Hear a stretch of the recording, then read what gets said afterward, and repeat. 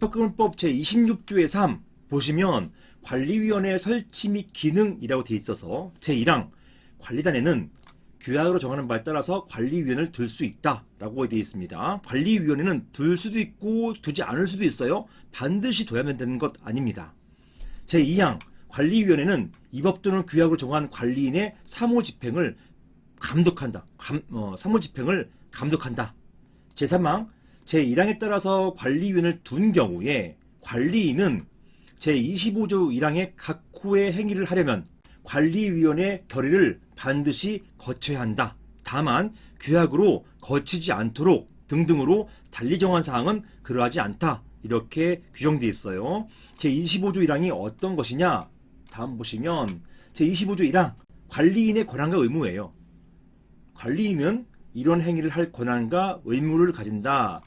고용부분의 보존행위, 그 다음에 고용부분 관리 및 변경에 대해서 집행 결의를 집행하는 행위, 그리고 고용부분 관리 비용 등 괴단 사무집행을 위한 비용과 분담금을 각 구분 소유자에게 청구, 수령하는 행위, 그리고 그 금원을 관리하는 행위, 관리비를 걷어서 관리하는 행위, 이런 행위를 말하는 것이죠. 이런 행위를 할 권한과 의무가 있다라고 규정하고 있습니다. 자, 이게 바로 25조 1항이었어요. 자, 이런 행위를 하려면 반드시 관리위원회의 결의를 거쳐야 된다라고 되어 있는 것입니다.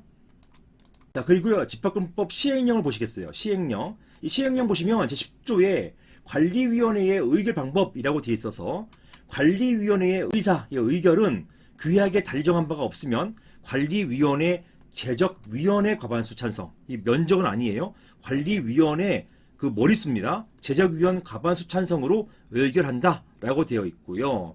이런 관리위원회 위원은 잘 보세요. 질병이나 해외 체류 등 부득이한 사유가 있는 경우 외에는 서면이나 대리인 통해서 의결권을 행사할 수가 없다라고 되어 있습니다. 이게 원칙이에요. 즉 서면이나 대리인을 통해서 의결권을 행사할 수 있는 게 원천 봉쇄된 것은 아닙니다. 그 관리위원이 뭐 코로나 등 이런 질병이나 또는 해외 체류 이런 것 때문에 이런 부득이한 사유가 있을 경우에는 그 경우에는 서면이나 대리인 통해서 의결권 행사할 수가 있어요.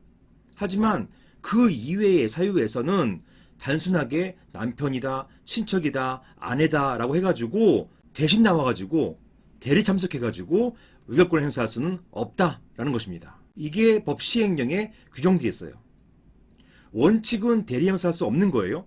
예외적으로 질병이나 해외 체류 이런 경우에만 관리위원회 위원이 서면 또는 대리인 통해 가지고 의결권을 행사할 수가 있게 되는 것입니다. 자, 그래서요, 사항 같은 쟁점, 즉 관리위원이 아닌 그 배우자가 관리위원회 참석해 가지고 의사결정 참여한 경우 이런 결의가 위협한 것인지 여부와 관련해서 이런 유사한 쟁점에서 제가 했던 사건입니다. 실제로 제가 했던 사건에서는 이렇게 봤어요. 집합금융법 제26조의 3, 제3항 아까 보셨죠? 요 3항입니다.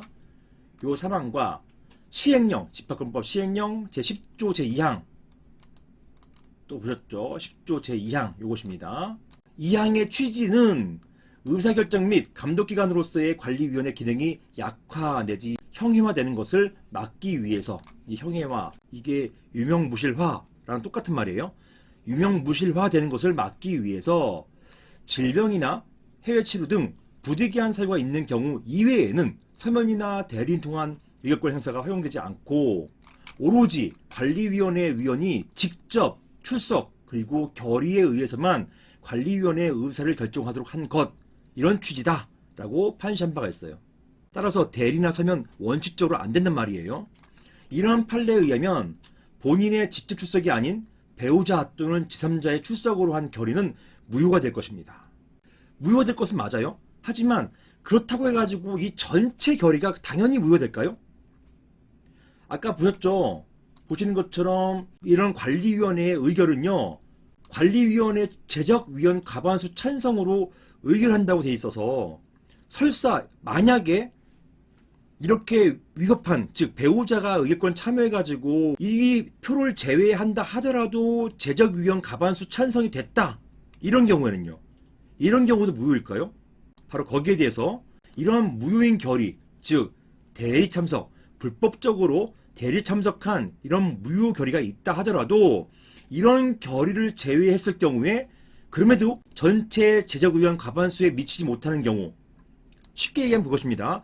자, 쉽게 얘기해서 전체 관리위원이 10명이라 칩시다. 10명이 치면은 과반수가 6명이잖아요. 6명인데 당시에 찬성표가 8표였어요. 2표는 기권이고 찬성표가 8표였습니다. 8표였는데 이 8표 중에서 2표가 배우자가 결의한 거라서 무효가 됐어요. 그럼 남는 것은 2표를 제외한다 하더라도 남는 게 6표잖아요. 6표가 과반이었습니까? 어차피 전체 과반이다. 이런 경우에는 설사 2표가 무효가 됐다 하더라도 이 무효가 참여한 결의를 하더라도 전체가 오염돼 가지고 이것을 무효로 부른 것은 아니고 그 2표를 제거했을 때라 하더라도 전체 과반수라면 그 경우에는 무효가 아닙니다. 전체 결의 자체는 유효하게 되는 것이에요. 해당 관리위원회의 결의만 무효되는 것이지 전체 관리위원회 그 결의 자체의 결의가 무효되는 것은 아니다. 이것은 여러분께서 유의를 하셔야겠습니다.